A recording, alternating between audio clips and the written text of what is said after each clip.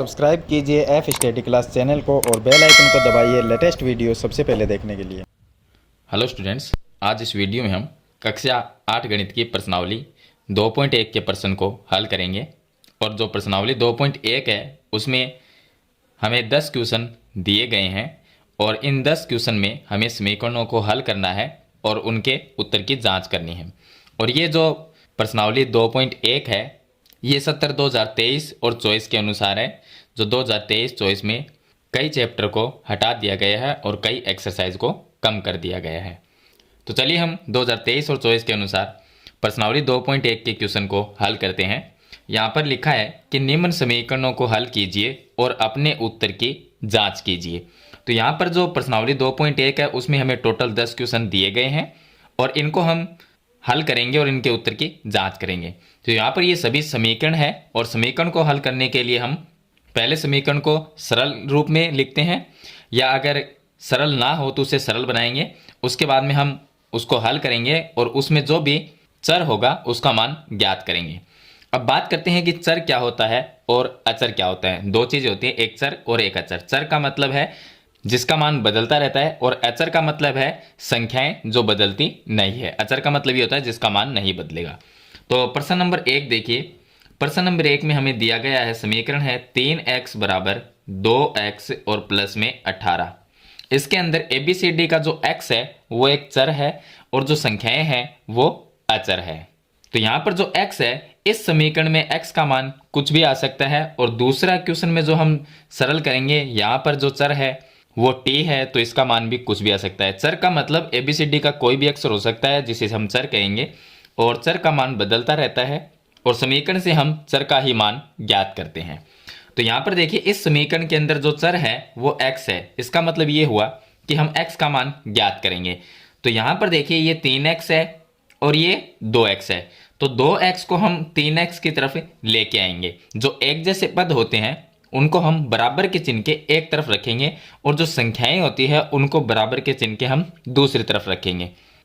तो यहां पर देखिए हम इसको ऐसा लिख सकते हैं कि 3x है वो अपनी जगह है और 2x को इधर लेके आएंगे तो 2x यहां पर प्लस में है तो इधर आके माइनस में हो जाएगा 2x और बराबर में 18 रह जाएगा।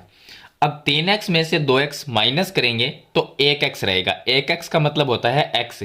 तो यहां पर हम x लिख देंगे और बराबर में 18 लिख देंगे। तो x का मान यहां पर आ जाता है 18। तो इस तरह से हम समीकरण को हल करके जो चर होता है उसका मान ज्ञात करते हैं। अब देखिए इसके उत्तर की जांच कैसे करेंगे। तो जांच करने का तरीका मैं आपको एक क्वेश्चन में बता देता हूं, सभी में सेम ही तरीका रहेगा। तो जैसे इसमें हमें जांच करनी है, ये हमारी समीकरण है 3x बराबर 2x प्लस 18। यह जो x का मान आया है 18 वो इस समीकरण में हम रख देंगे। तो हम यहां पर लिखेंगे x बराबर 18 समीकरण में रखने पर। ये हम समीकरण के अंदर रखेंगे, जहां पर x है उसके जगह 18 लिखना है।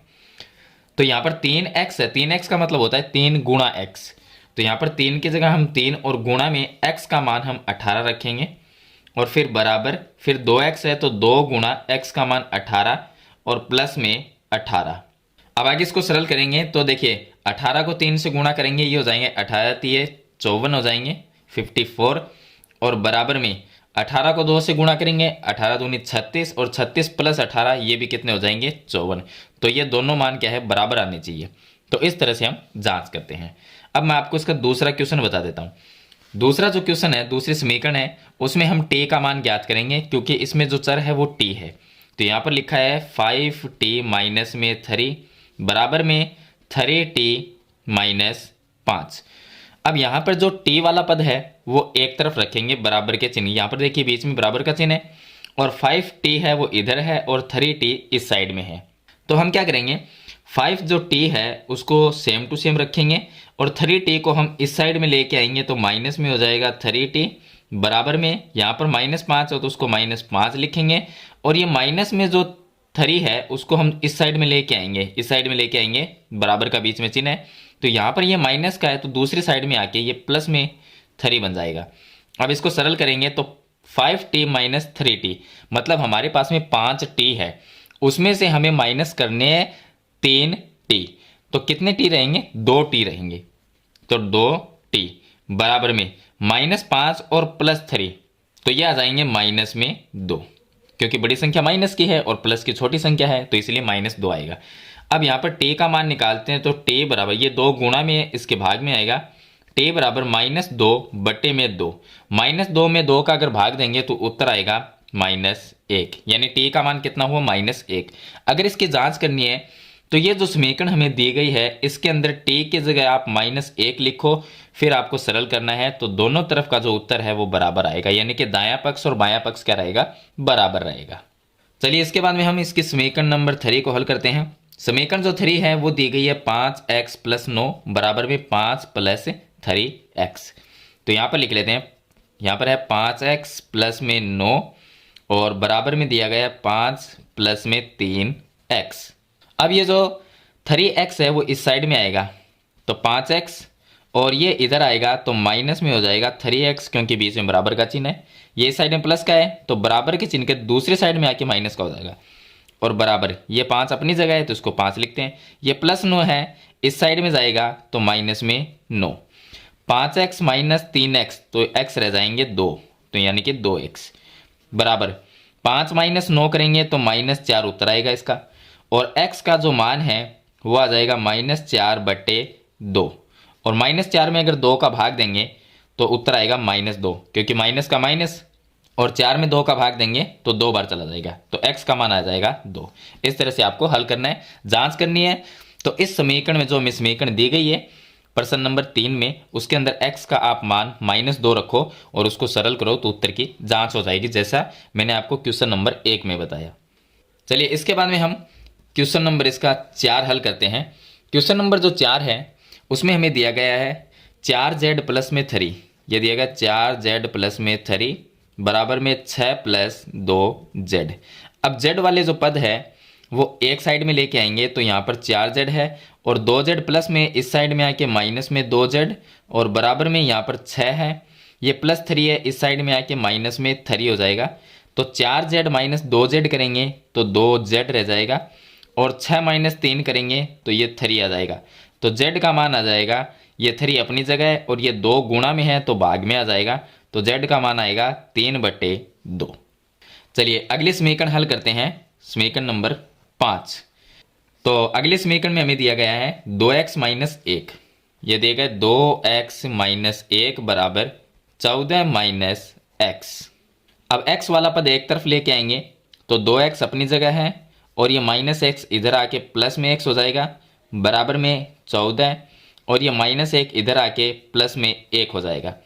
तो 2x + x ये हो जाएंगे 3x बराबर 14 + 1 15 हो जाएंगे, और x बराबर आ जाएगा 15 बटे में 3 आ जाएगा, और 15 में अगर 3 का भाग देंगे तो x का मान आएगा 5। इस तरह से हल करेंगे। अगले समीकरण हल करते हैं, समीकरण नंबर 6। समीकरण नंबर जो 6 है यानी कि क्वेश्चन नंबर 6, उसमें दिया गया है हमें 8x + में 4 बराबर में 3, फिर ब्रैकेट में दिया गया x - 1 और प्लस में 7। अब देखिए इसको हल करने का तरीका ये है कि हम पहले ब्रैकेट के जो बाहर संख्या होगी उसको ब्रैकेट वाली संख्या से गुणा करेंगे। जैसे ये ब्रैकेट के बाहर 3 है तो ये जो 3 ये गुणा होगा x के साथ में भी, और ये -1 के साथ भी गुणा होगा। तो इसको गुणा करेंगे इस तरह से, 8x का 8x लिखेंगे प्लस में 4 लिखेंगे, और बराबर 3 को एक बार x से गुणा किया तो 3x आया, फिर माइनस का चिन्ह, फिर 1 और 3 को गुणा करेंगे तो 3 आ जाएगा, और प्लस में 7। अब x वाले पद एक तरफ लेंगे तो 8x है, ये 8x और 3x इधर आके माइनस में हो जाएगा 3x बराबर में -3 और प्लस में 7, और +4 है वो इधर आके माइनस में 4 हो जाएगा। तो 8x - 3x होगा 5x, और बराबर में ये देखिए -4 और -3 माइनस में 7 और ये +7, तो -7 और +7 क्या होंगे, 0 हो जाएंगे, तो इस साइड में आएगा 0, और x बराबर आ जाएगा 0/5, क्योंकि ये 5 गुणा में भाग में आ जाएगा। तो x का मान क्या आ जाएगा, अगर 0 में किसी भी संख्या का भाग दिया जाए तो उत्तर 0 ही आता है। अगर इसका उल्टा होता, कहीं पर अगर ऐसा आ जाए जैसे ये 0/5 था, अगर 5/0 होता, अगर किसी संख्या में 0 का भाग दिया जाए तो उसका उत्तर आता है अनंत, यानी कि अपरिभाषित, जिसको हम इनफाइनाइट भी बोलते हैं। तो हमारा जो उत्तर आया था x का मान वो 0 आया था। क्यों? क्योंकि 0 में हमने 5 का भाग दिया था, इसलिए उत्तर 0 आया। अगर 0 का हम किसी संख्या में भाग देंगे तो उत्तर क्या आएगा? अपरिभाषित, मतलब अनंत उत्तर होगा उसका। तो इस तरह से हम जो समीकरण नंबर 6 है उसको हल करेंगे। अब देखिए इसका क्वेश्चन नंबर 7। क्वेश्चन नंबर 7 में हमें दिया गया है कि x बराबर 4/5, ये दिया गया x बराबर में 4/5 और ब्रैकेट में x प्लस 10। पहले इस समीकरण को हम सरल रूप में बनाएंगे, फिर इसको हल करेंगे। तो सरल रूप में कैसे बनाएंगे? देखिए, ये जो बट्टे में 5 है इसको हम x के साथ में गुणा कर सकते हैं, क्योंकि इसके हम बट्टे में 1 लिख सकते हैं और ये जो 5 है वो इस पूरे के बट्टे में है। तो अगर हमारे पास में कहीं पर भी ऐसा हो, जैसे ये x/1 है और इधर हमारे पास में जैसे 4/5 है, तो हम इसको तिरछा गुणा कर सकते हैं। इसको इसके साथ में गुणा कर सकते हैं और इसको इसके साथ में गुणा कर सकते हैं।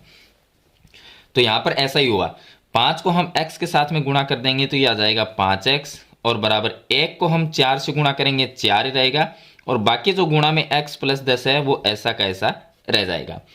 पीछे वाली समीकरण मैंने आपको बताया था, ब्रैकेट के बाहर अगर गुणा में कोई संख्या है, जैसे कि यहाँ पर 4 है, तो 4 को हमें ब्रैकेट के अंदर जितनी भी संख्याएं होगी उनके साथ में एक एक बार करके गुणा करना पड़ेगा। तो यहाँ पर हम लिखेंगे 5x का 5x और बराबर x को हम 4 से गुणा करेंगे 4x आ जाएगा, फिर प्लस, फिर 10 को 4 से गुणा करेंगे तो ये 40 आ जाएगा।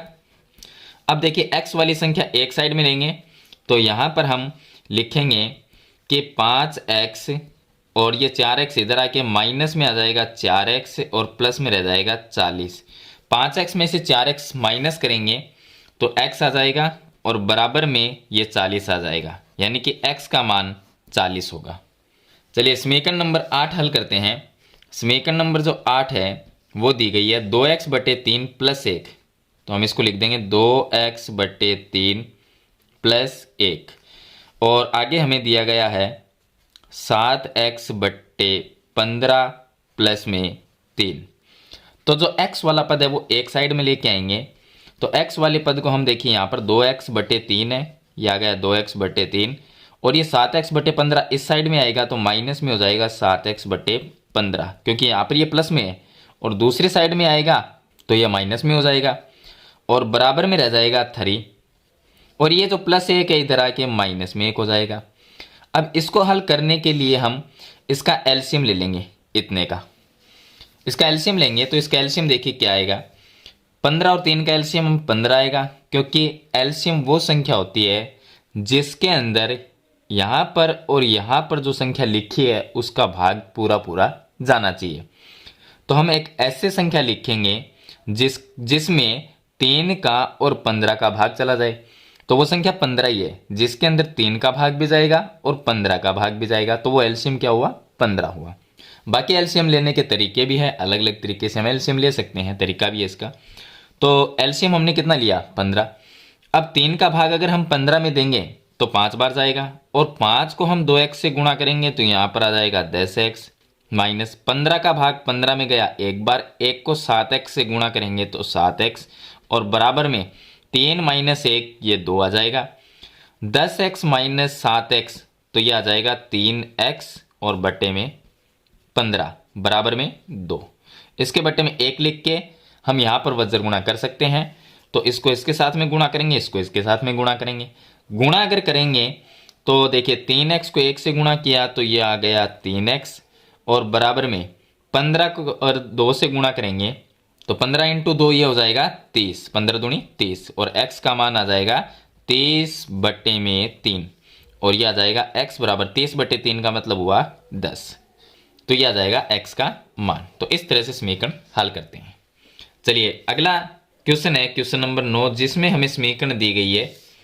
समीकरण है हमारी 2y + 5/3, ये हो गया 2y + 5/3, और बराबर में दिया गया 26/3 - y, 26/3 और माइनस में y। इसको हल करने के लिए पहले हम 2y को लिखेंगे, यह आ गया 2y, माइनस वाई को इधर लेके आएंगे तो प्लस में वाई, बराबर में आ गया 26/3, और ये 5/3 है, प्लस में है, इस साइड में आके माइनस में हो जाएगा 5/3। तो 2y प्लस वाई ये हो जाएगा 3y, बराबर इसके बट्टे में देखिए 3 है और इसके बट्टे में भी 3 है, तो एलसीएम तो 3 ही आएगा, तो इसको हम सीधा सीधा लिख देंगे 26 - 5, 26 - 5 और बट्टे में एलसीएम कितना है 3, तो ये आ जाएगा 3y बराबर 26 - 5 करेंगे 21 आ जाएगा, और ये आ गया 21/3।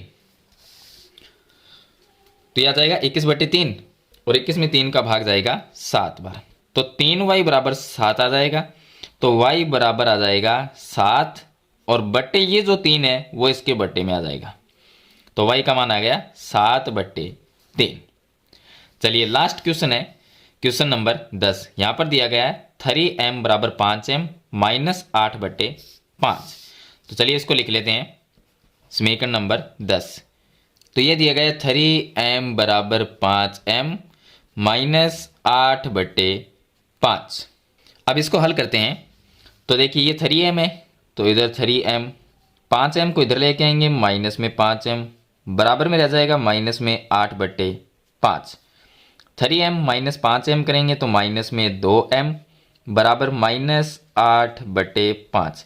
अब माइनस से माइनस ये कट जाएगा, ये कट जाएगा, तो यहाँ पर ये 2m बराबर 8/5 रह जाएगा, और 2 ये गुणा में है तो भाग में चला जाएगा, तो m बराबर आ जाएगा 8/5, और गुणा में 2 और आ जाएगा, 2 का भाग 8 में चला गया 4 बार, तो उत्तर ऊपर तो आ गया 4, बट्टे में आ गया 5, तो इसका उत्तर क्या होगा 4/5, यह आ जाएगा m का मान। तो इस तरह है आपको प्रश्नावली 2.1 में जो 10 समीकरण दी गई है उनको हल करना है, और जो भी समीकरण में चर दिया हुआ होता है उस चर का हमें मान ज्ञात करना है। तो मैंने आपको 10 समीकरण को हल करके बताया है कि इनका जो मान है वो किस तरह से ज्ञात किया जाता है, समीकरण को हल कैसे करते हैं। तो मेरे ख्याल से आप समीकरण को हल करना सीख गए होंगे। फिर भी इसके बारे में कोई सवाल या सुझाव है तो मुझे कमेंट बॉक्स में ज़रूर लिखना। वीडियो पसंद आए तो लाइक और शेयर जरूर कर देना। इस चैनल पे नए हैं तो सब्सक्राइब करना। हम मिलते हैं नेक्स्ट वीडियो में, तब तक के लिए थैंक यू।